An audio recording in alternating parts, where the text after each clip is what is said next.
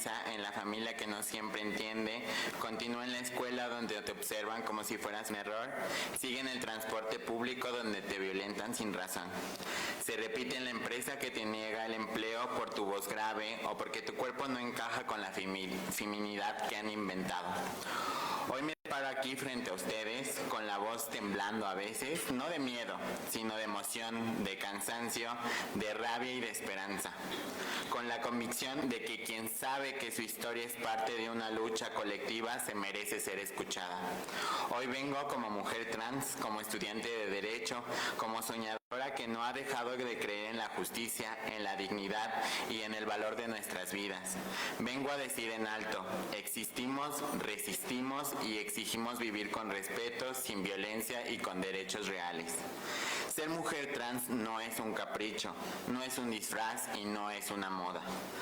Es la esencia de lo que somos, es nuestra identidad, nuestra verdad, pero en este país, en esta ciudad, se nos hace vulnerables. Vulnerables al odio, al rechazo, a la marginación. Muchas veces sentimos que nos tratan como algo que esconder, algo de que avergonzarse, algo que no puede estar a la vista. Para muchas de nosotras, el simple hecho de hablar con una voz un poco más grave, como es mi caso, de no cumplir con el imaginario de feminidad impuesto, ha sido motivo de desprecio, de insultos y de discriminación. En mi vida diaria he sentido el peso de esa mirada que cuestiona, que duda, que señala. Y también he sentido las puertas cerrarse una y otra vez. Cuando buscamos empleo, cuando pedimos una oportunidad de un trabajo digno. Y cuando por fin tomamos el transporte público, salimos a la calle, vamos a la escuela, caminamos, a veces solo basta con ser diferente para que alguien nos acose, para que alguien nos niegue un asiento, para que nos insulten, para que nos hagan sentir que no tenemos derecho a ocupar un espacio. Porque para ciertos ojos, ser trans significa ser una amenaza, o menos que. Para nosotras, pero nosotras no pedimos permiso para existir, estamos aquí. Resistimos no solo por soportar, resistir es levantar la voz, nombrarnos y pedir justicia. Resistir es reclamar un lugar en un mundo para nuestras vidas. Por eso hoy traemos presente a quienes ya no están, a quienes fueron arrebatadas por la violencia. Por eso reclamamos memoria, reclamamos reconocimiento y reclamamos reparación. Hace poco, en la capital fue aprobada la ley Paola Buenrostro que tipifica el transfeminicidio como un delito. Gracias a este avance, el asesinato de mujeres trans deja de ser un simple homicidio y adquiere el nombre propio, contexto propio y justicia propia. Este cambio, aunque tardío, marca un antes y un después, porque reconocer que la ley que nos matan por ser quienes somos es reconocer que nuestras vidas importan, que nuestros cuerpos, nuestras identidades, nuestra dignidad no son descartables, que merecemos justicia, reparación y verdad. Y no fue un regalo, nos ha costado, fue el resultado de una lucha incansable de activistas, colectivos, sobrevivientes y familias elegidas. Fue el grito de quienes no aceptamos el silencio, de quienes no dimos un paso atrás ante la transfobia, ante la invisibilidad. Pero no basta con leyes, compañeros, no basta tipificar, necesitamos que esas leyes se apliquen con sensibilidad, con perspectiva de género, con respeto a nuestra identidad. Que las carpetas de investigación en las fiscalías se nos nombre con nuestro nombre real, que no se limiten a describirnos como un hombre disfrazado de mujer. Que se respete nuestra dignidad aunque ya no estemos presentes. Eso es lo que significa justicia para nosotras, porque la violencia no siempre es un grito brutal, muchas veces es un murmullo, una omisión, una negación. Está en el rechazo en una entrevista de trabajo por el simple hecho de tener una voz grave. Está en el banco que no sabe cómo reaccionar cuando presentas papeles con un nombre y luego con otro. Está en la burocracia incansable y incesable cuando tramites tu identidad legal y los funcionarios te hacen sentir como un error cuestionándote el por qué decidiste ser así. Está en los medios que informan en el asesinato y escriben: hombre vestido de mujer fallece, lo matan, en lugar de una mujer trans, borrando así nuestra identidad y nuestra humanidad. Yo lo sé en carne propia, he visto esos errores, he vivido el estigma, la indiferencia y el protocolo que no contempla que existimos y sé que no estamos solas, somos muchas, somos una comunidad que cada día exige que se reconozca nuestra existencia plena con validez, que podamos abrir cuentas, firmar contratos, tener acceso a un empleo, a servicios, a una vida plena, con nombres y documentos que respeten quiénes somos. Pero en medio de la violencia sobrevive la solidaridad, el compañerismo y el apoyo incondicional, las familias y amigas que abrazan nuestra identidad, la familia que nos escoge, los colectivos que nos dan refugio, las redes que nos sostienen cuando todo parece derrumbarse. Ese apoyo, ese amor es lo que nos da la fuerza para seguir de pie, para no rendirnos, para creer que el mundo es posible, porque las violencias que enfrentamos no son solo una falla aislada de la sociedad, nacen de una estructura de odio, de discriminación y de indiferencia, pero también alimentan nuestra resistencia, nuestra dignidad y nuestra sororidad. Gracias a esta comunidad hemos sobrevivido, gracias a ese amor muchas veces logramos rehacernos, reivindicarnos y un castigo.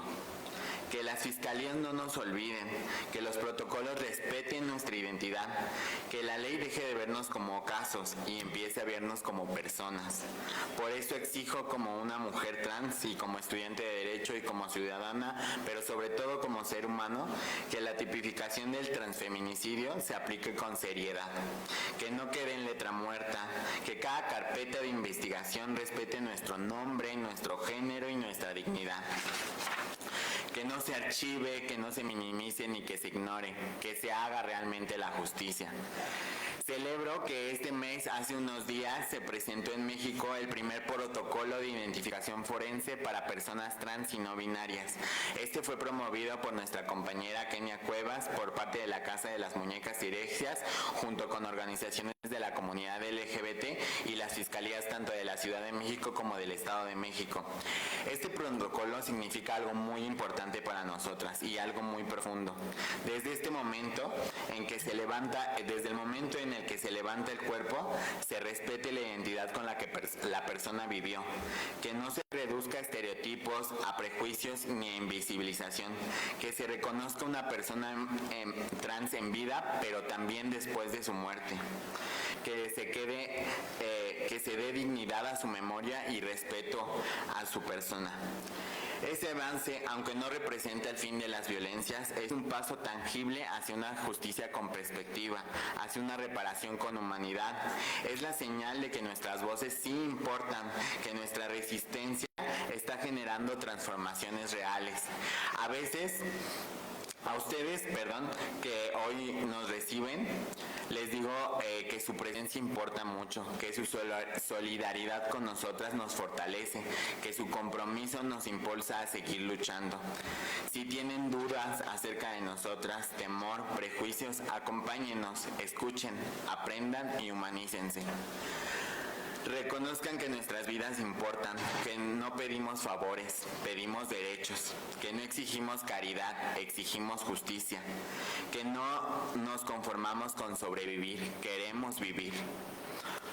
Porque dentro de nosotras hay sueños de estudiar, sueños de trabajar, sueños de amar, de enamorarnos, de formar familias y de aportar a esta sociedad. Hay talento, hay ganas, hay fortaleza, no somos una excepción. Somos parte de este mundo y aunque nos quieran al margen, no estamos dispuestas a aceptarlo. Hoy levanto mi voz, no solo por mí, sino por todas aquellas que ya no están, por todas las que callaron, por las que se fueron y por las que siguen luchando. Levanto mi voz con rabia, con dolor y con dignidad, pero también con amor y con esperanza, con fe en un futuro distinto. Aquí estamos, aquí resistimos y aquí vivimos. Y nadie nunca más nos podrá arrebatar nuestra identidad, nuestra voz y nuestra dignidad. Pues he caminado en este país con miedo, pero también con orgullo. He sido violentada en un transporte público sin razón aparente más que mi identidad de género. He sido cuestionada cuando he querido ejercer mis derechos tan simples como abrir una cuenta bancaria. He sido tratada como una excepción legal y no como un sujeto jurídico, porque para nosotras nada es sencillo. Cambiar de nombre, cambiar los documentos, demostrar quién eres frente a un sistema que insiste en negarte, y aún así seguimos vivas.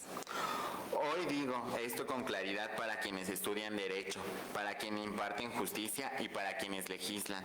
Las mujeres trans somos sujetas de derecho, somos ciudadanas, somos parte de un sistema jurídico y exigimos garantías y no discursos vacíos.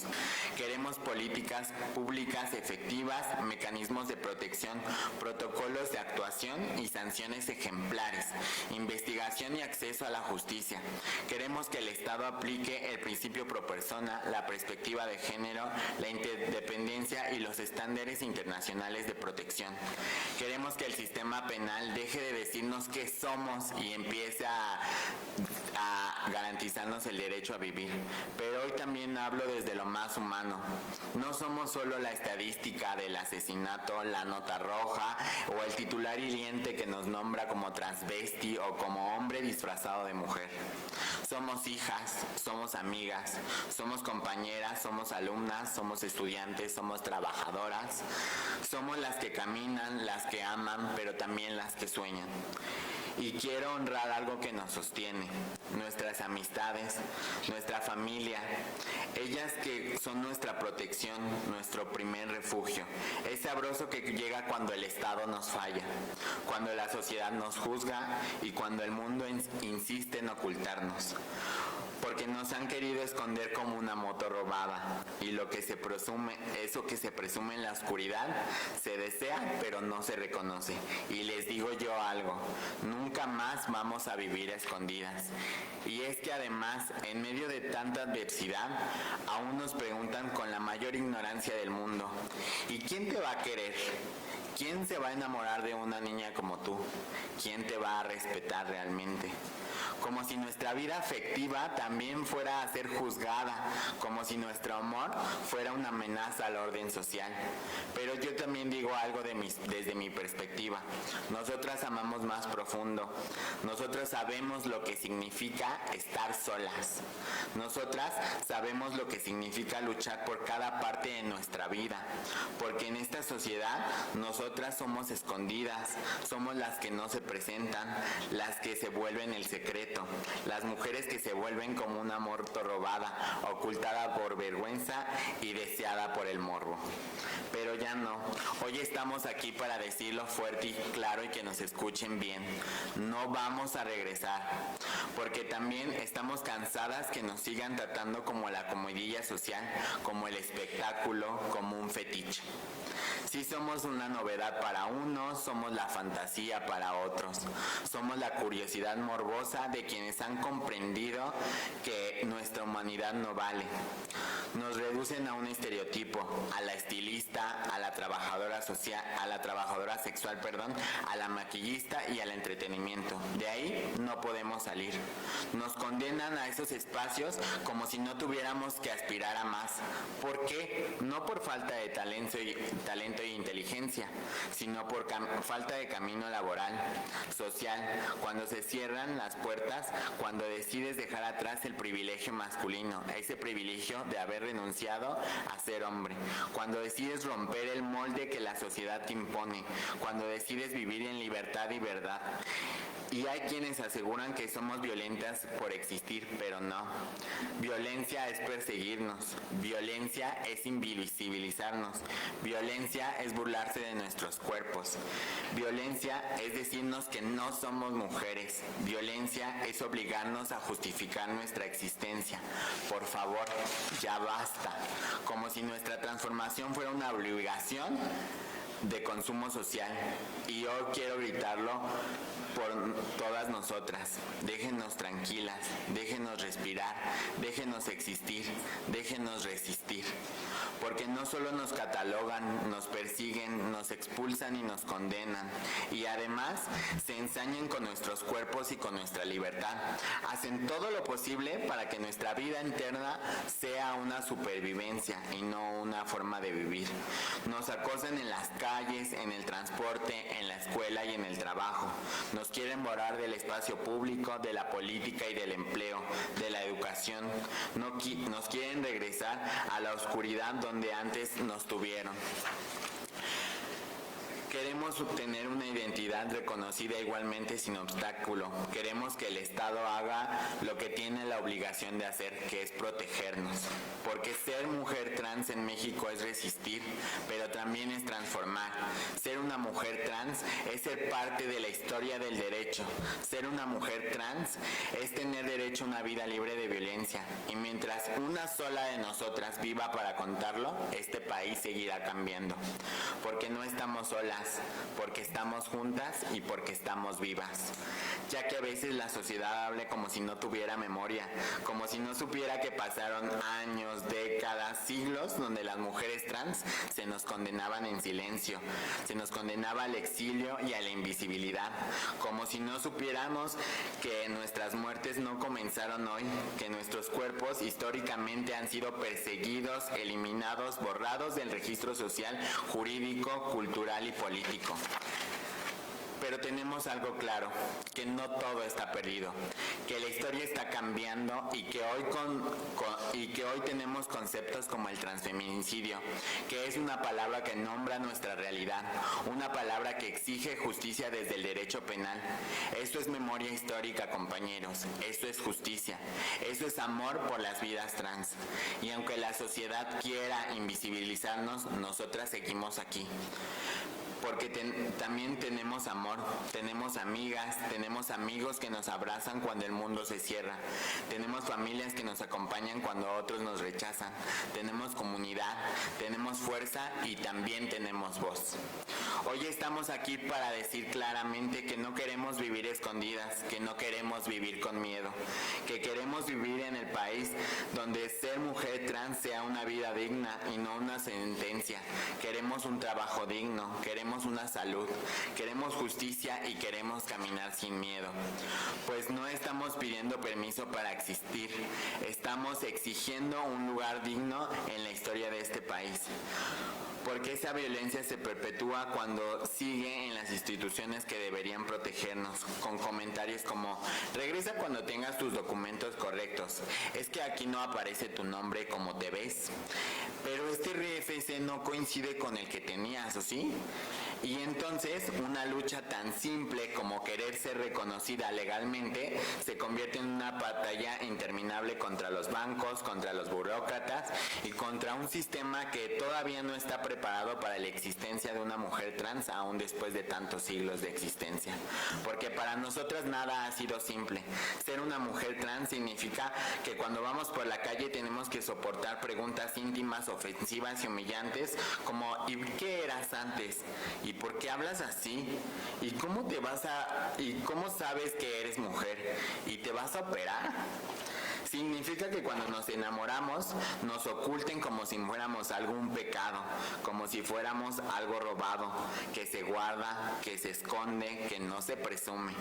Y mientras tanto, nosotras seguimos soñando de algo tan básico que es vivir con libertad.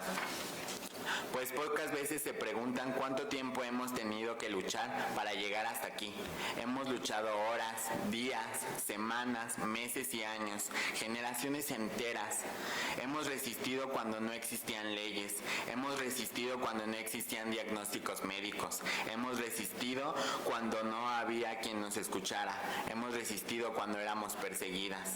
Y aún así estamos vivas. Pero no solo luchamos contra la violencia pública, también cargamos con otra parte que es la violencia diaria, íntima y cruel, la violencia del morbo. La sociedad que nos vigila, nos evalúa y nos escanea como si nuestro cuerpo fuera una propiedad pública, que si nos operamos o no, que si nos mutilamos o no, que si nuestra voz va a cambiar con las hormonas o no, que si tenemos unos superpechos o no, que si nuestras caderas van a crecernos o no, que si nos va a salir barba o no. No vamos a seguir siendo invisibles, no vamos a seguir siendo las que no cuentan, no vamos a seguir siendo las que mueren sin un nombre, porque también somos ley, compañeras, somos derecho, somos jurisprudencia, somos una tipificación penal y somos una reparación histórica. Y lo hemos logrado porque luchamos juntas, porque nuestras muertas no murieron en vano, porque cada mujer trans asesinada abrió el camino que hoy tenemos para hablar de lo que es el transfeminicidio como una categoría jurídica. Y no estamos hablando de México, estamos hablando del mundo entero. Nuestra lucha es global, nuestra resistencia es histórica y nuestro cuerpo es político. Porque ser y resistir es transformar el mundo desde nuestros cuerpos, desde nuestra vida y desde el derecho. A mis hermanas trans les digo, somos la generación que está cambiando la justicia, somos el precedente y somos el futuro. Y a quienes nos escuchan hoy les aseguro que México será distinto el día que una mujer trans pueda vivir sin miedo y ser reconocida por lo que siempre ha sido, mujer, ciudadana y humana. Y por eso hoy digo algo que nadie debe de olvidar.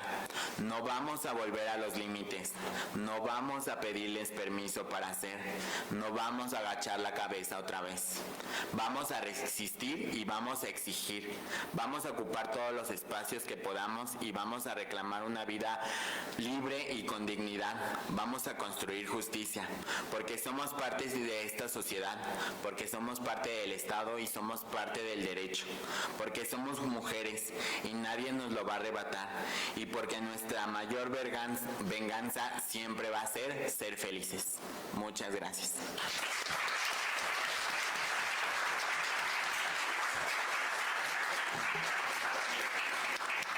Te agradecemos enormemente, Casi, por todo este recorrido que nos haces sobre la cotidianidad de muchas mujeres trans, y también por invitarnos a reflexionar sobre cómo es que impacta este cuestionamiento constante hacia la identidad de cada persona, ¿no? Y también invitarles a reflexionar, pues justo cómo impacta en cada uno de nosotros, nosotras, nosotres, cuando nos cuestionan quiénes somos, porque incluso a veces es muy difícil existir porque nosotros mismos nos cuestionamos quiénes somos, ¿no? Y entonces no tener ese apoyo de nuestro entorno y que nos cuestionen el quiénes somos definitivamente complejizan que podamos vivir de manera feliz. Me parece que también es muy importante el mencionar esa humanidad, porque sin duda, y esto es algo a lo que les invito como estudiantes, como alumnado de Derecho, que no olviden que parte del objetivo de las reglas del derecho es que podamos vivir felices. Entonces creo que eso muchas veces lo olvidamos, pero básicamente es uno de los objetivos principales del derecho y de las funciones del Estado. Entonces, en ese sentido, solamente retomar que nos has dado un gran marco conceptual hablándonos de la cotidianidad, pero que también lo vemos en nuestro derecho y que hoy en México no se trata tanto de cómo hemos regulado y reconocido los derechos a las personas de las diversidades, sino más bien que nos falta como sociedad avanzar hacia eliminar estos prejuicios y estereotipos que tenemos y que también pesa en nosotras mismas, en nosotros mismos y en nosotros mismos. Pensemos en que, no sé, todavía tenemos ideas de si soy tan mujer o no por mis condiciones características, y algo que has puesto también sobre la mesa es el tema de la dignidad. Para no seguir haciendo uso de la palabra y darle el uso de la voz también a todavía estamos atentas a escuchar a Cintia y a Diana. Entonces, en ese sentido voy a presentar, muchas gracias de nuevo, entonces, muchas gracias. Voy a presentar a Cintia. Cintia Elena López Riego es exalumna del Colegio de Ciencias y Humanidades Plantel Naucalpan y actualmente cursa la licenciatura en Derecho en esta casa de estudios, donde se encuentra próxima a concluir el 9º semestre. Participó en la Red Juvenil por México como directora de la Comisión de Diversidad Sexual, experiencia que contribuyó al fortalecimiento de su perspectiva sobre diversidad, juventudes y participación social. Ha formado parte de movilizaciones en torno a los derechos LGBTIQ+, incluyendo la Marcha del Orgullo que se realiza en la Ciudad de México. Como mujer trans, su trayectoria personal ha sido un eje esencial en la construcción de su identidad política, emocional y social. Elena se interesa en la visibilización de las violencias que atraviesan las identidades disidentes, así como en la búsqueda de espacios más justos, humanos y libres. Se reconoce como una persona sensible, persistente y creativa, con la firme intención de seguir construyendo su voz, su camino y su lugar en el mundo. Muchas gracias, Cindy, por tu tiempo, e igual te cedemos la palabra. Adelante. Hola a todos, buenos días, espero que se encuentren muy bien. Bueno, como notarán, soy una mujer en extremo tímida, por eso les ruego me perdonen si en algún punto llego a trabarme o algo por el estilo. Pero justo es por eso que decidí estar aquí, porque a pesar de mi miedo o de todo, sé que es más bien muy importante alzar la voz en cuanto a nuestras historias y que el mundo pues pueda escucharnos y conocer un poco. Bueno, hoy estoy aquí no solo como una estudiante, no solo como una joven, no solo como mujer, sino también como mujer trans.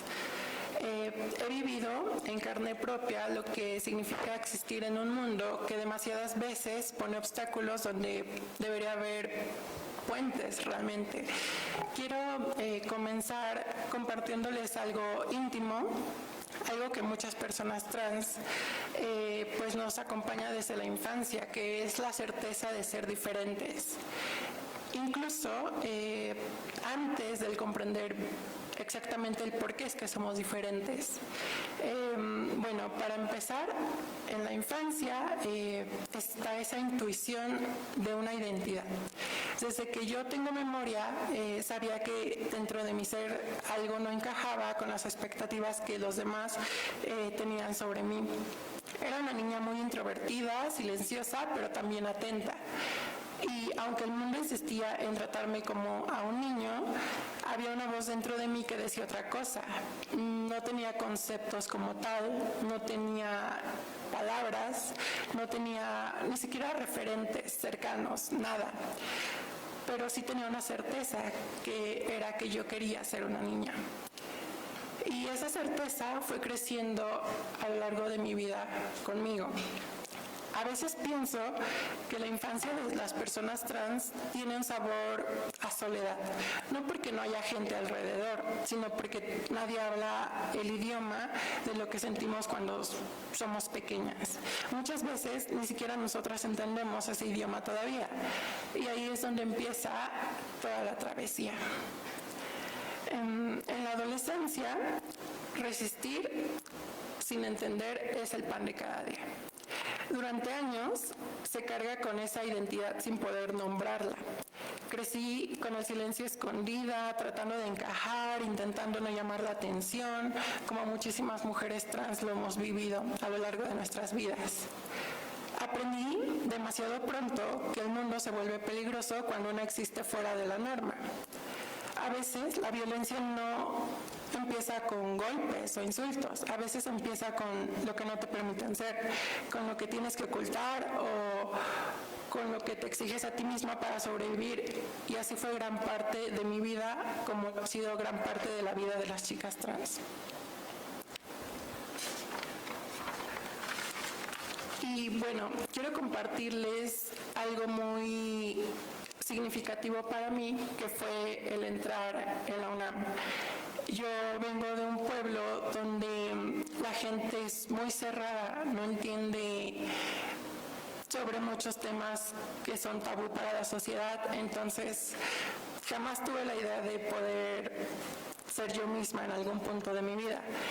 Pero al entrar específicamente en el CCH Naucalpan, este espacio donde la diversidad se respira por todos lados, donde las juventudes abren caminos y donde muchísimos profesores practican algo que debería ser universal para todos, que es la empatía sin condiciones. Fue así que en ese entorno seguro y a la edad de 17 años, por primera vez yo sentí que ya no tenía que esconderme. Fue entonces que comencé mi transición abiertamente y muy orgullosa como una mujer trans, como la mujer que siempre fui. Ese fue un momento determinante para mí, porque aunque el proceso personal se vive en el cuerpo, transicionar se vive también en la sociedad. Y es ahí donde empiezan las expectativas buenas y las experiencias dolorosas. Con experiencias dolorosas me refiero a lo violento que se vive. Desde entonces empiezas en un sinfín de experiencias, incontables primeras veces también. No todo es malo, o sea, igual conoces personas maravillosas que entienden, que te acompañan, que ven tu humanidad. He construido amistades y espacios seguros y sueños que antes no me permitía ni siquiera imaginar, pero también he vivido violencia. Y quiero hablar de eso porque no basta decir lo bueno y lo malo por encima. Hay violencias específicas que enfrentamos las mujeres trans, incluso aquellas de nosotras que como yo, pues ya llevamos un largo camino recorrido. Y ya que, pues, si bien el tiempo es algo que puede llegar a ser cotidiano todo, no borra la violencia que se vive. Una de ellas que quiero puntualizar es la hipersexualización constante que se vive, como si no pudiera existir sin convertirse en el objeto. Nos enfrentamos a estas expectativas de ser la más hermosa, de verte como se exige que se vea, si no te ves así, entonces no eres lo suficientemente mujer y demás cuestiones. También está el miedo a revelar nuestra identidad por cómo el trato de las demás personas puede cambiar, porque es muy real. A veces llegas a un lugar y por solo decir soy una mujer trans, te empiezan a tratar diferente, o ya hay discriminaciones, comentarios, miradas, de todo. También se encuentran la discriminación laboral, que incluso para las personas que podrían decir, bueno, no tienes problema porque aparentemente eres aceptable, también te rechazan. O sea, no hay un punto en el que aún se nos permita a nosotras acceder a trabajos dignos sin vivir esa discriminación. También está el cuestionamiento permanente de nuestra legitimidad como mujeres, la típica frase de hagas lo que hagas, nunca vas a poder ser una mujer real. Y pues es hasta cierto punto ilógico, porque ¿cómo es que no puede ser una mujer real? No es que seamos hologramas o de cartón, simplemente existimos. Y por último, también está el riesgo a la violencia que se vive diariamente. Pueden ser como desde ataques por odio, o simplemente tacharnos como provocadoras, simplemente por salir en un día normal, algo como lo hacemos en nuestra cotidianidad. Y es ahí donde la violencia encuentra a las mujeres trans no solo como una posibilidad, sino como una estadística, porque aquí es donde aparecen las cifras que duelen. Y es que según la organización Trans Respect This Transphobia Worldwide, México es uno de los países con mayor número de transfeminicidios en el mundo. La esperanza de vida de una mujer trans en América Latina ronda entre los 30 y 35 años en varios reportes de la ONG internacionales. En México, 9 de cada 10 personas trans reportan haber sufrido algún tipo de violencia desde los 18 años. Más del 60% tiene dificultades para acceder a empleos formales y eso pues sigue en aumento. Estas cifras no solo son números, son vidas, son historias como la mía, como la de mis hermanas aquí presentes, como la de quienes no llegaron ni siquiera a poder contarlo.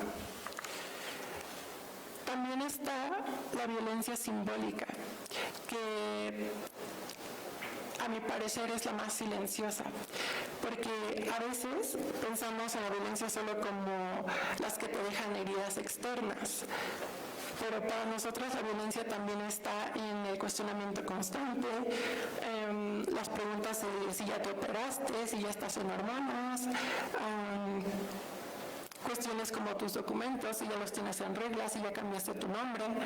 También está el morbo disfrazado de curiosidad, la pregunta de ¿y cómo te llamabas antes? Y demás dudas que fácilmente podrían acceder a internet para informarse y saber por su cuenta, pero solo lo hacen como en el afán de incomodar muchas veces. También está el miedo a decirle a las personas trans, a las personas que eres trans, porque no sabes si te van a dejar de ver como un ser humano. También en ese punto es cuando pierdes amigos e incluso hasta familiares. Los discursos antitrans que dicen defender valores también están muy presentes, pero en realidad pues no lo son, como el conocido discurso de las chicas TERF, que son las feministas radicales trans excluyentes, que constantemente nos etiquetan como hombres con falda, como usurpadores, cuando pues realmente esa no es la realidad. Igual está lo que significa sobrevivir siendo una mujer trans. Y pues es que al menos para mí sobrevivir siendo una mujer trans en México es un acto político, porque nos enfrentamos desde desafiar leyes hasta despertar cada día y existir con dignidad y resistir. Pero yo no quiero quedarme solo en esa resistencia. Yo no quiero que la vida de las mujeres trans tenga que ser sinónimo de una lucha permanente. Yo quiero que las niñas del futuro vivan algo distinto a lo que yo y mis hermanas hemos vivido. Que tengo que esperar, no quiero que tengan que esperar a llegar a la universidad para sentirse seguras o respetadas, que no tengan que ocultarse para sobrevivir, que existan en un mundo donde ser mujer, simplemente serlo, no sea un motivo de riesgo alguno. Y pues como mensaje final, me gustaría decirle a todos ustedes que esta historia es solo una entre miles y lo pueden ver aquí mismo, pero lo comparto porque creo profundamente que las historias cambian conciencias y que las conciencias cambian realidades. Yo no pedí ser valiente, la sociedad me obligó, pero hoy puedo decir que no me arrepiento de quién soy, ni de la niña que cayó tanto, ni de la joven que por fin se atrevió a nacer. Lo que sí quiero es un país donde ninguna mujer trans tenga que ser valiente para existir. Quiero políticas públicas que nos reconozcan, quiero seguridad que nos proteja, quiero educación que enseñe empatía desde edades tempranas y quiero que la sociedad entienda que las mujeres trans somos mujeres y punto. Eso no se cuestiona. Muchas gracias por escuchar mi historia y por ser parte del cambio que necesitamos urgentemente.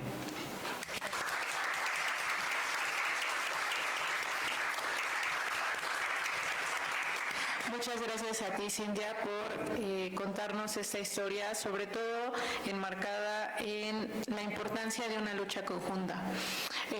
Como bien mencionabas, pues hemos avanzado sí en esta lucha, pero no solo que se trata de hablar como un poco de sí, mujeres cis o mujeres trans, quién vive más violencias o quién no, eso definitivamente no se trata, sino de entender cómo, desde dónde vienen estas violencias y cómo se viven de manera diferente y por qué es importante atenderlas.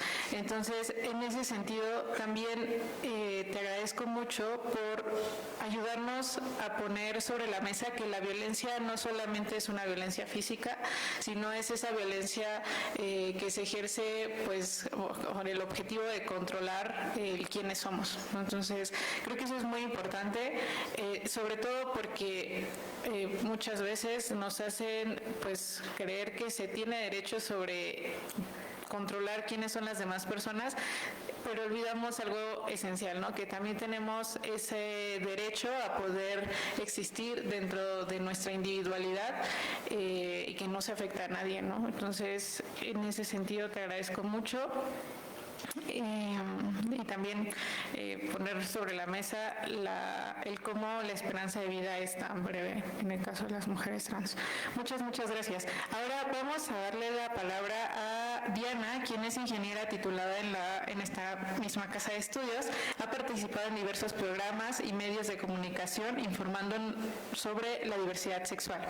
Ha asistido a múltiples congresos y participado en múltiples foros como ponente, entre ellos en esta casa de estudios, en la Universidad Pedagógica Nacional, en la FES Iztacala, en la FES Aragón, en el Instituto de Formación Profesional de la Procuraduría General de Justicia del Distrito Federal, en el Centro Cultural España, en la UAM Iztapalapa, en la Universidad del Valle de México, en la Universidad de Ecatepec, en la Consejería Jurídica y Servicios Legales, en la Universidad Autónoma de la Ciudad de México, también en la Comisión de Derechos Humanos de la Ciudad de México, es coordinadora del Grupo Gente. Trabajó en la Procuraduría General de Justicia del Distrito Federal, donde impartía diversas conferencias de prevención del delito en escuelas de todos los niveles. Trabajó en la Dirección General de Igualdad y Diversidad Social, donde fue jefa de unidad departamental en la UNAVI Iztacalco y fue encargada de la Unidad de Atención y Prevención de la Violencia especializada en la población LGBTI. Trabajó en la Dirección de Atención y Prevención de Violencia de la Secretaría de la Mujer, donde fue líder coordinadora de proyecto para las lunas de Milpalta. Te agradecemos mucho también tu presencia, Diana, y pues con eso pues te doy el uso de la voz. Hola, buenos días a todos, ¿cómo están? ¿Bien? ¿Ya? ¿Aburridos? ¿No, verdad? A ver, despéjense un poco. Pues sí, mi nombre es Diana Laura Guerrero Sandoval, tengo 63 años, soy ingeniera mecánica electricista. Realmente el camino de las personas trans no es fácil. Nadie está obligado, ninguna persona, a aprender sobre lo que es la transexualidad. Como ven, las personas trans nacemos. Y al nacer tenemos esa misma situación que comentó Cintia, esa incertidumbre. Porque la información llega hasta que, bueno, en estos tiempos, hasta que llega uno a acceder a una computadora y se puede empezar a investigar. En mis tiempos no había eso, había libros, entonces uno se vuelve ratón de biblioteca para investigar qué cosa es lo que me pasa, porque ni siquiera tenía nombre. Entonces, a lo largo del tiempo, me doy cuenta de que las personas trans enfrentamos los mismos tipos de violencia que las mujeres biológicas. O sea, son violencias físicas, sexuales, obstétricas, familiares, médicas, feminicidas, institucionales, ¿sí? Y digo obstétricas porque también existen los hombres trans y ellos también, cuando van al médico, también tienen problemáticas con respecto al trato de los médicos hacia nuestras personas. Y también hay algo importante. Yo me puse a pensar desde hace mucho tiempo, ¿qué es una mujer? ¿Qué es un hombre? ¿Cómo se define la sexualidad de las personas? Entonces, me doy cuenta de que el sexo no nada más es el sexo biológico, es decir, los ospes o órganos sexuales pélvicos externos. ¿Sí? No nada más son esos, también el sexo hormonal. Hay personas que tienen hormonas de ya sea estrógenos o testosterona distribuidas de manera diferente. También hay sexo cromosómico. Las personas nacemos incluso con cromosomas, por ejemplo el XX es para los hombres, XY para los hombres, XX para las mujeres, pero hay personas que nacen incluso con sexo indefinido, por ejemplo con cromosomas XXY, son las personas intersexuales, que hay más de 79 tipos diferentes de intersexualidad, de personas que salen de una manera ambigua. ¿Sí? Y son tratados de una manera oculta por las familias. A veces son operados cuando son pequeños, antes de que salgan de los hospitales. También existe el sexo fenotípico, es decir, la forma física. Por ejemplo, hay personas que tienen alguna condición cromosómica que hace que su forma física, su cuerpo, no reaccione a la testosterona y si es niño, cuando crece tiene un cuerpo femenino. ¿Sí? Incluso, por ejemplo, el sexo gonadal también es importante, es decir, las gónadas, los testículos o ovarios, hay personas que nacen con algo que le llaman ovotestes, es decir, son ovarios pero que en vez de producir estrógenos producen testosterona. Entonces, hay miles de condiciones en las cuales las personas no somos tan específicamente para decir tú eres hombre o tú eres mujer. No es blanco y negro. Hay una variedad infinita de colores en cuestión de catalogar a las personas con un sexo u otro. Y de esto también, hace tiempo, cuando se empezaba a pelear la ley de identidad de género, ¿sí? Había foros de muchos grupos de la diversidad, pero a veces, como mencionaba Cintia, las personas que ahora les llaman TERFs, es decir, feministas radicales transexcluyentes, en ese entonces pues ni siquiera se llamaban así, pero decían en sus foros, me recuerdo una ocasión que fuimos con el doctor Juan Luis Álvarez Gallú y él dio una plática en un foro de mujeres feministas en donde algunas de las mujeres que estaban en la sala cuestionaron al doctor, oiga, ya que está aquí, en esta vez dígale a las personas trans que no son, a las trans mujeres que no son admitidas en estos foros, en esos foros feministas. Y el doctor Gallú, que fue mi psicólogo, mi psiquiatra, él dijo, fíjense que las mujeres trans incluso pueden ser más mujeres que algunas de las que están aquí presentes, porque ellas luchan por ser mujeres, luchan por su identidad. Pero algo muy importante que ocurrió ahí es que ellas argumentaban qué van a saber de cuando crece el pecho, qué van a saber de la menstruación, ¿sí? ¿Qué van a saber de tener hijos? Y entonces, en esa ocasión, Mario, mi esposo, se paró, él es un hombre trans, y dice, pues si les dicen a las mujeres trans que no vayan, yo sí puedo ir, tiene una apariencia masculina, pero dice, pues yo sí sé de lo que es la menstruación, yo sé de lo que es crecer los pechos, es decir, las personas trans debemos ser tratadas como personas y también tenemos argumentos para poder entablar conversaciones. Ahora, les voy a comentar que realmente todos somos seres humanos y todos somos diferentes. Algunas personas dicen, sí, que todos somos iguales. No, todos somos diferentes realmente, ¿sí? Todos los hombres, los seres humanos somos diferentes. Todos nacemos de un padre y una madre. todos somos diferentes y debemos ser iguales en derechos. Aunque algunas personas deben tener y luchar por derechos individuales y colectivos específicos para poder acceder a una verdadera equidad y de derechos y oportunidades. Algunos, por ejemplo, nacen con discapacidades, algunos por color de piel, algunos serán discriminados por ser adultos mayores, otros por cómo nacemos. Como les dije, no nada más nacemos niños y niñas, sino nacen niños, niñas e intersexuales. Otros, por ejemplo, nacemos diferentes por nuestra identidad, que es el sexo del cerebro, ¿sí?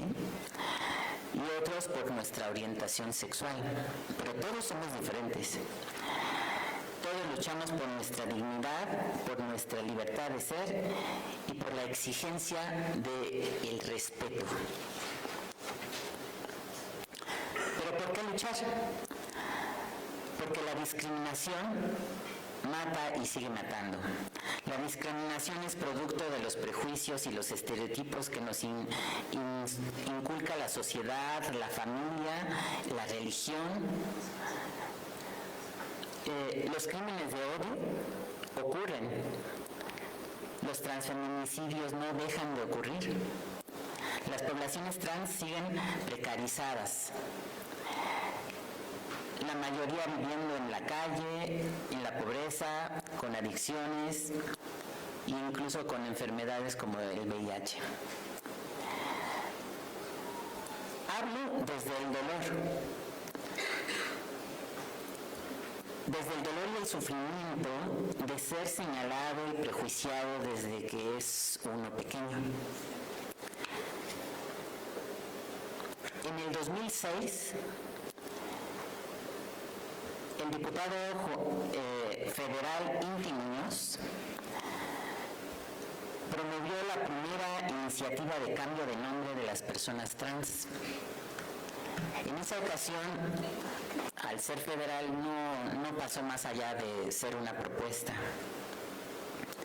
En el 2008, varios grupos de la diversidad, personas lesbianas, personas gays, bisexuales, grupos de personas trans, estuvimos presentes con el diputado local de la Ciudad de México, José Carlos Díaz Cuervo, que junto con la licenciada Leticia Quesada empezaron a meter propuestas de cambios legislativos para poder hacer cambios de nombre en las personas trans. Finalmente, este apoyo de los grupos de la sociedad civil, logramos que se reformara el Código Civil de la Ciudad de México con un juicio especial, pero no fue gratis.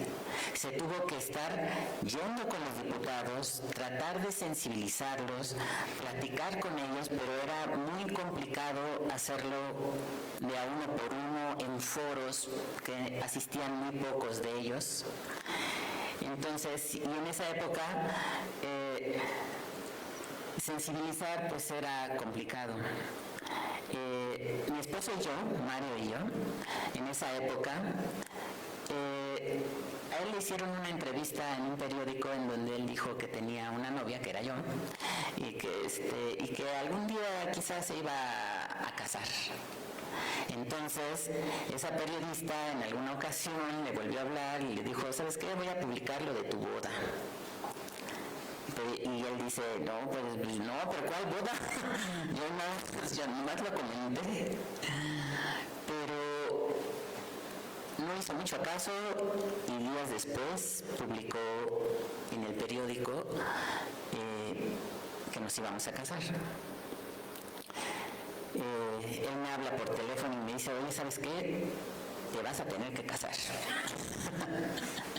Yo, veo el periódico, el Novedades, creo, en las páginas centrales. Yo pensé que iba a ser como una especie de esquela, así de 2, 3 renglones, ¿verdad? Pero no, era toda la página central que anunciaba la boda de Mario conmigo. Entonces, pero lo vimos como una oportunidad. En esa época precisamente estábamos tratando de ayudar en lo que podíamos con nuestros testimonios para poder hacer ese cambio legislativo tan necesario. Entonces, nosotros nos casamos el 17 de mayo, Día Internacional en contra de la Homofobia del año 2008, antes de que se aprobara la iniciativa de ley. No nos pagaron ni un quinto. Pero en publicidad, todos los medios habidos y por haber querían una entrevista con nosotros. Obviamente, nosotros aprovechamos el morbo de las personas e informábamos con respecto a lo que era la transexualidad. Así, aunque estuviera un diputado en el baño, pero con un periódico, se iba a enterar de qué era la transexualidad, de lo que se iba a proponer en la Asamblea Legislativa. Entonces, de alguna manera, nuestra boda marcó ese impulso que hacía falta para esa iniciativa de ley para poder hacer el cambio, y a finales del 2008 y principios del 2009 logramos hacer nuestro juicio especial, que sí, era un poco complicado, porque no nada más era un juicio en forma, en donde teníamos que llevar testimoniales médicos, en este caso mi psiquiatra, mi endocrinólogo, el doctor Juan Luis Álvarez Gallú, para que pudieran testimoniar de lo que era la transexualidad. Entonces, son luchas que de alguna manera tratan de sensibilizar a la población. De un momento surge y poco a poco se va apagando, y muchas personas siguen luchando por sus hijos, porque también hay niños y niñas trans que están diciéndoles a estas fechas a sus mamás: oye, yo no soy un niño, o yo no soy una niña. Entonces, de alguna manera, el sensibilizar es complicado. A veces surge de las maneras más increíbles que se puedan uno imaginar. En el 2015 se aprueba el cambio de nombre a través de un trámite administrativo. Al principio un poco complejo, porque solamente se aprobó en la Ciudad de México. Entonces muchas personas trans de otros estados iban a la Ciudad de México, venían acá, hacían su cambio, pero como es administrativo, es decir, entre el registro civil de la Ciudad de México y el registro civil de otros estados, el registro civil de la Ciudad de México le decía a otros registros civil de otro estado: oye, ¿sabes qué? Resguarda su acta de nacimiento, y los otros decían: pues, ¿qué? Pues aquí no hacemos eso. Entonces muchas mujeres trans, hombres trans que llegaban de otros estados quedaban técnicamente manejando doble documentación. Entonces, de alguna manera estaban cometiendo un delito.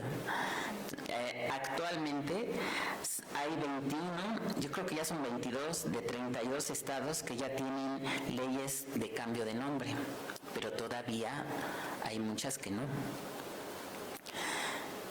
Y ahora les voy a platicar un poco de lo que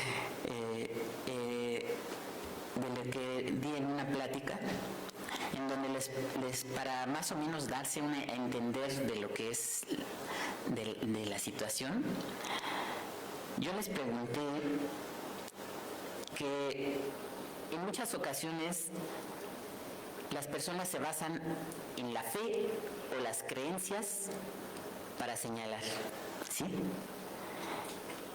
Entonces, la fe es algo más allá, es algo, una creencia, una convicción de lo que se cree.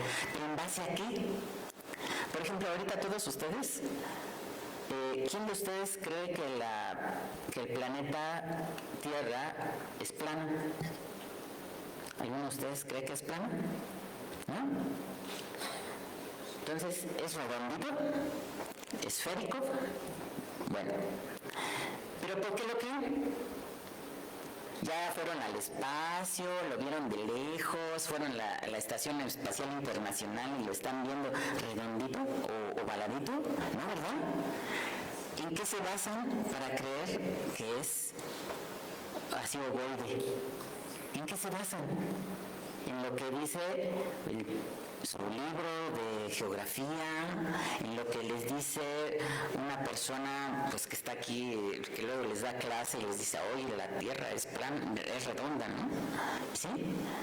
O sea, nuestra creencia se basa en la fe que le depositamos a esa persona para creer que la Tierra es como esfera, ¿verdad? Porque no lo hemos visto.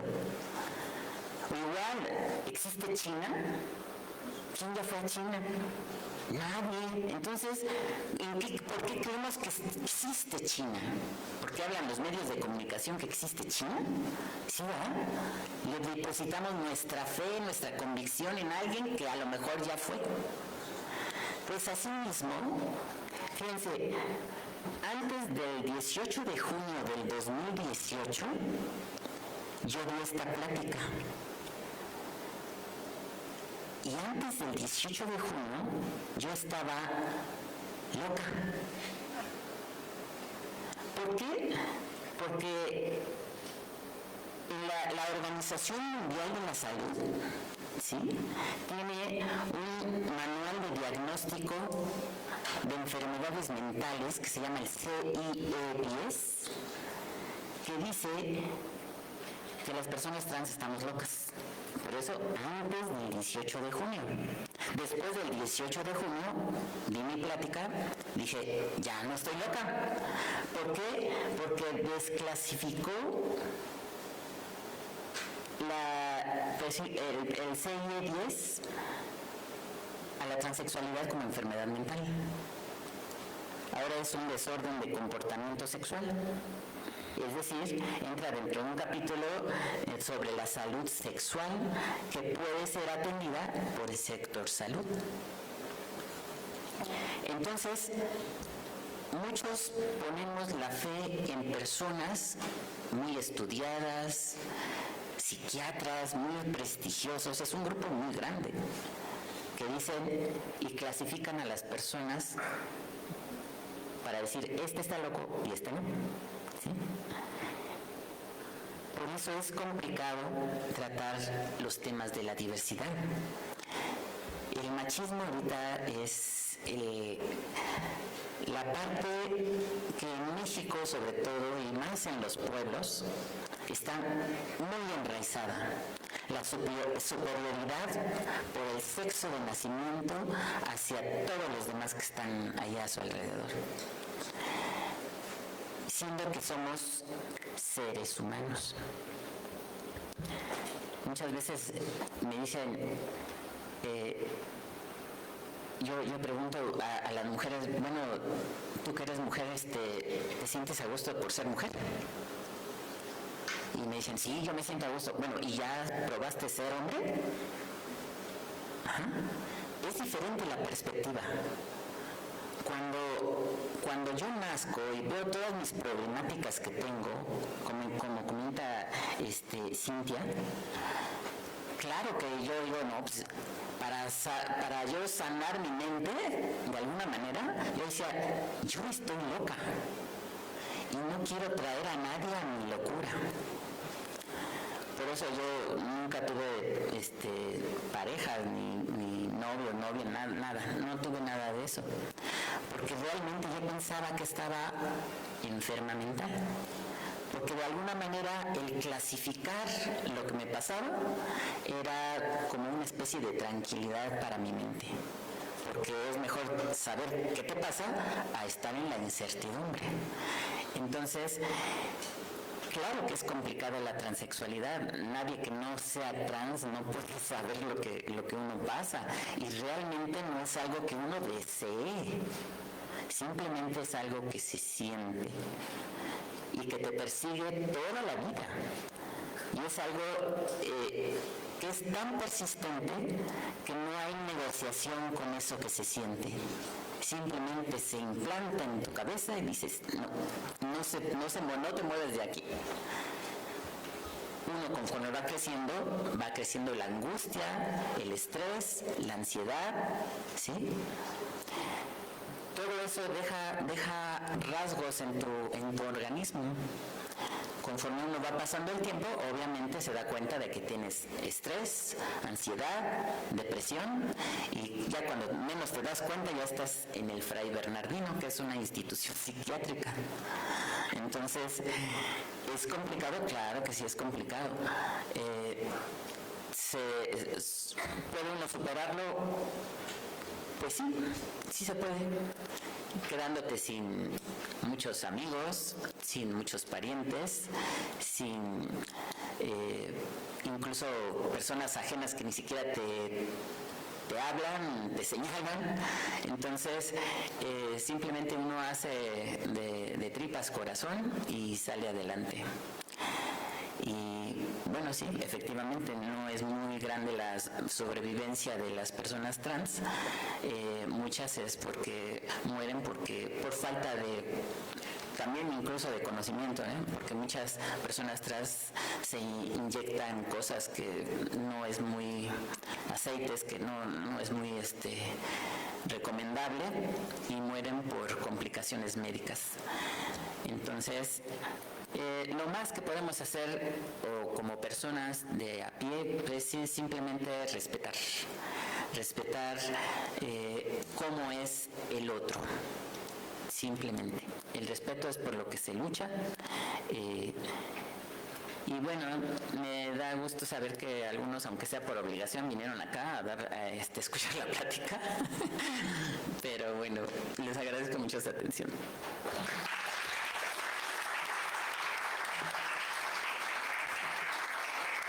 Diana, tú siempre tan transparente. En ese sentido, Diana, me gustaría retomar muchas cosas que nos compartes, porque creo que también el cómo se ha vivido el tener una identidad de género diversa, que no ha ido con estas expectativas que se exigen socialmente, ha sido distinto a través de los tiempos, ¿no? Por ejemplo, justo esto que comentabas de muchas, de mujeres trans que en los 70s, 80s, pues se vivía aún más esa presión de que la expresión de género coincidiera con esta identidad de género como construida desde la feminidad. Y que justo en esa búsqueda de quién soy, y si mi identidad es mi identidad de género como mujer, entonces verse igual que las mujeres cis sometidas a cumplir con estas expectativas de feminidad. Me parece que también es muy importante como el ver cómo ha ido evolucionando este reconocimiento hacia las mujeres trans, pero también el cómo se vivía o cómo se vive la discriminación en diferentes momentos de la historia. Este ejemplo también que nos dabas del doctor Juan Álvarez, en cómo podemos fijar reglas del juego para excluir o para incluir a las personas, ¿no? Entonces, me parece que, y un poco, pues, a mí me salió una sonrisa cuando comentabas que él les dijo, bueno, entonces, si ustedes quieren fijarse en reglas de qué es ser mujer, pues también puedo fijar unas reglas arbitrarias en las cuales también ustedes pueden quedar fuera, ¿no? Y eso es que esta plática en realidad nos deja mucha tarea para todas las personas en pensar cómo las expectativas terminan presionando a las personas y en este caso a las mujeres trans a luchar para poder vivir conforme a su desarrollo personal y no conforme a esto que está esperando la sociedad, que pues vemos muchas veces pues también generamos expectativas por estas falsas creencias de lo que debería de ser un hombre o una mujer. Entonces, tal vez para las personas que nos escuchan, también es importante ver cómo los prejuicios y los estereotipos terminan permeando también en las ciencias, porque lo que dice Diana es muy cierto. El DSM, yo recuerdo el nombre de DSM-5, pero un poco el que nos compartías también, que es un manual psiquiátrico en donde se clasificaban ciertos comportamientos como enfermedades. Entonces, en estas expectativas de que si yo nazco con características femeninas, entonces me tienen que gustar los hombres, pues si no era así, ya estaba catalogado como una enfermedad mental. Y vamos viendo cómo también aún queda un camino por recorrer, tanto en las ciencias sociales, pero también en las ciencias duras, ver cómo evitar que estos prejuicios y estereotipos vayan permeando en la sociedad. También para el derecho, y ustedes que son estudiantes, un dato complementando con lo que Diana nos compartía. ¿En qué año se casaron? En el 2008. 2008. Ok, entonces en el 2008 todavía estaba planteado en el Código Civil que el objetivo de casarse era procrear, ¿no? Entonces solo no había un reconocimiento hacia los matrimonios igualitarios, tampoco había un reconocimiento en este momento hacia las identidades trans, y entonces pues sí fue un escandalazo que en el periódico publicaran que ¿cómo era el título, Diana? Ayúdame, porque no me acuerdo.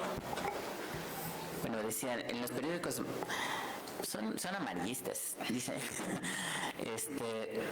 matrimonio de personas trans, o sea, realmente transexuales, ¿no? Incluso decía transexuales. Años antes habían sacado un periódico que se estaba luchando por la ley de identidad, y sacaron un periódico en donde había un chile partido a la mitad, porque decía jarochas gratis.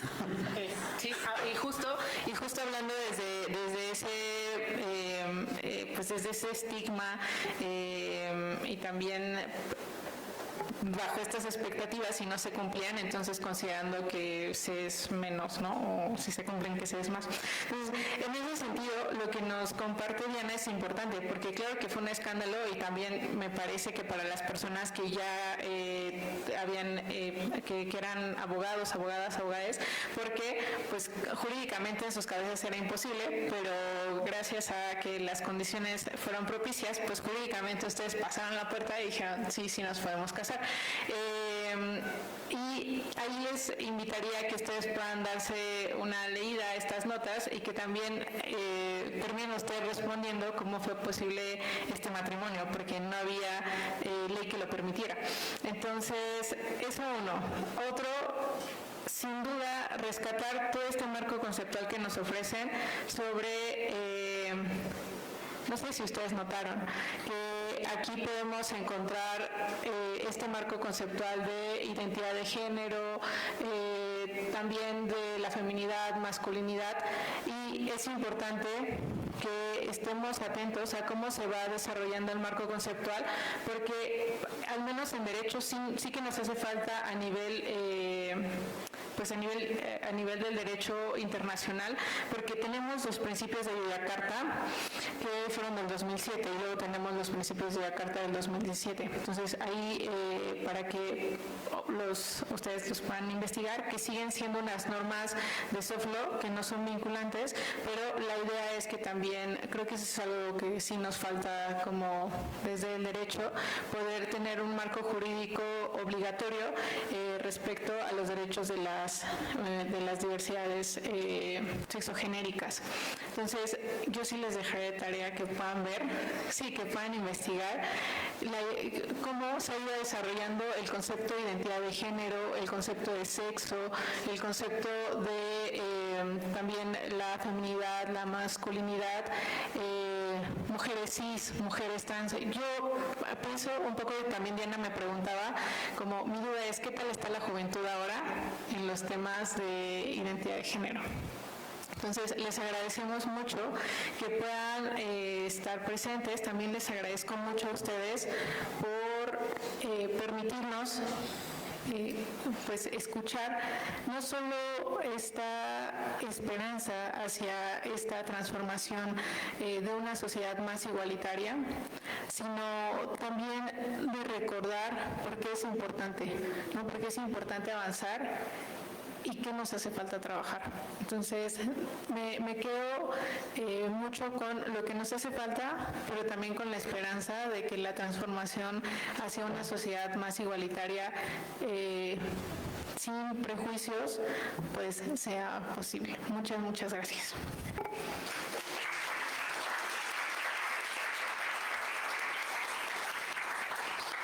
Muchas gracias, maestra Delia.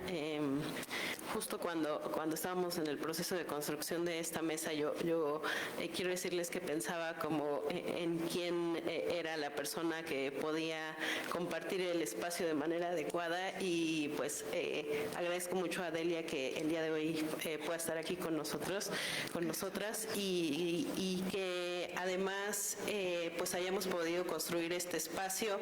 Creo que es muy importante. Les agradezco de verdad infinitamente, Diana, Cintia, Casi, que nos hayan venido a compartir esto, pues desde el enfoque de derechos, sí, claro, pero desde el enfoque humano de las historias. Escuchar las historias es importante, voltear a ver las historias es importante, y en esa medida vamos a poder construir mejores espacios para todos, todas, todes.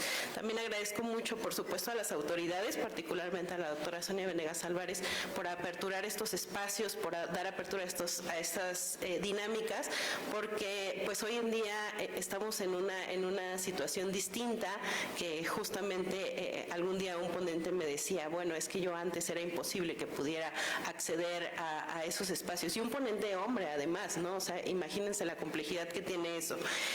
Agradezco mucho a quienes estuvieron aquí, algunas personas, y como ya lo dice Diana, pues más por el compromiso académico que esto requiere, pero al final pienso que el hecho de que estemos en el espacio, pues de alguna forma va permeando esto que tratamos pues de transmitir. Le agradezco mucho también a las redes que traen, que le acompañan a cada una de ustedes, por supuesto a Mario, a la familia de Casi, a la pareja de Cintia, infinitamente, porque además pues justamente son esas redes a veces de donde ustedes se pueden sostener.